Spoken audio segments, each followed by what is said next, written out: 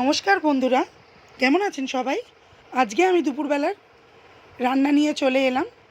আজকে আমি দুপুরে একটা চিকেনের রেসিপি রান্না করেছি। তো রান্নাটা দেখতে হলে ভিডিওটি লাস্ট অবধি আপনারা দেখুন। প্রথমে আমি মাংসের আলুটাকে যেরকমভাবে আমরা মাংসের আলু কাটি, মাংসের আলুটাকে ওরকম ডুমো ডুমো করে কেটে আমি লাল করে ভালো করে ভেজে নিয়েছি। আমি এখানে 2 কিলো মতো মুরগির মাংস নিয়ে নিয়েছি। আমি মুরগির মাংসটাকে সামান্য পরিমাণ আপনার আদা রসুনের পেস্ট আর একটু লঙ্কা আর হলুদের গুঁড়ো দিয়ে ভালো করে সরষের তেলে অল্প করে ফ্রাই করে নিয়েছি। তেলে আমি তেজপাতা ফোড়ন দিলাম,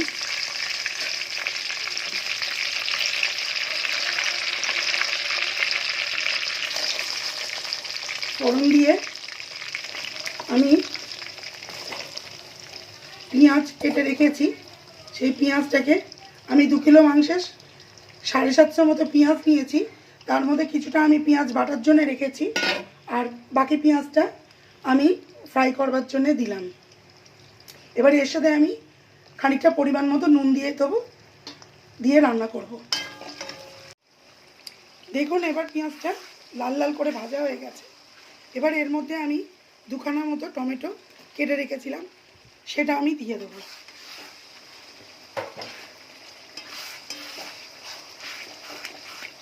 এইখানে আমি 150 গ্রাম মতো আদা, 50 গ্রাম মতো রসুন আর পেঁয়াজ, আগের পেঁয়াজ কাটা থেকে যেটা সরিয়ে রেখেছিলাম খানিকটা পেঁয়াজ, সেই পেঁয়াজ একসাথে 3টে আদা রসুন পেঁয়াজ 3টে মিক্সড করে আমি মিক্সিতে বেটেছি। তার সাথে আমি সামান্য 1 ইঞ্চি মতো দারচিনি দিয়ে দিয়েছি, সেটাও পেস্ট করে রেখেছি। দেখুন বন্ধুরা, এবার টমেটোটা মোটামুটি ভাজা হয়ে গেছে। এবার আমি যে পেঁয়াজ আদা রসুন পেস্টটা তৈরি করে রেখেছিলাম ওটা আমি এবার ওপর থেকে এটা দিয়ে দেবো।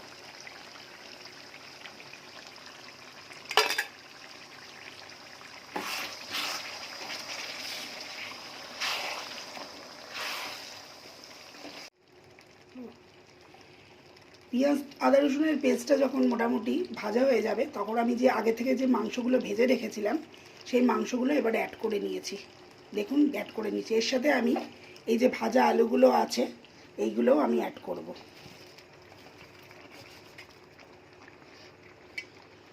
আর আমি একটা বাটিতে 200 গ্রামের মতো টক দই নিয়েছি।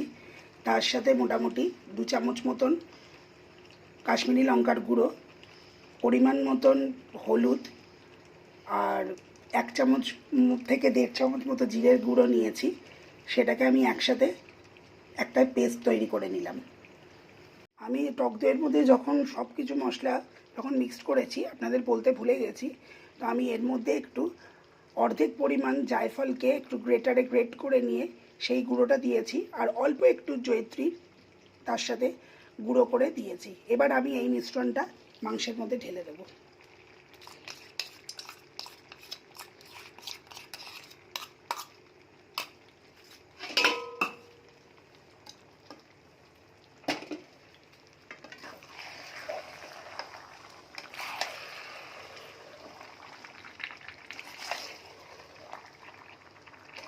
দেখুন মাংসটা মোটামুটি ভালো মতন কষা হয়ে গেছে, রঙও চলে এসছে খুব সুন্দর।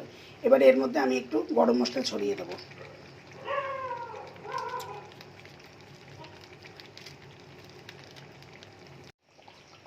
দেখুন মাংসটা এবার রেডি হয়ে গেছে।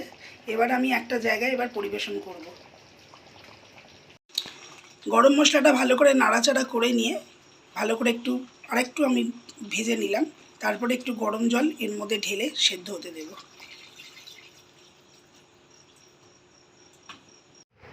দেখুন বন্ধুরা, আমাদের চিকেনের রেসিপিটা রেডি হয়ে গেছে। নামার আগে পারলে একটু ঘি দিয়ে নামাবেন। আর রান্নাটা কেমন লাগলো অবশ্যই আমাকে একটা কমেন্ট করবেন, পারলে লাইক করবেন, শেয়ার করবেন, ফলো করবেন। ধন্যবাদ, টাটা।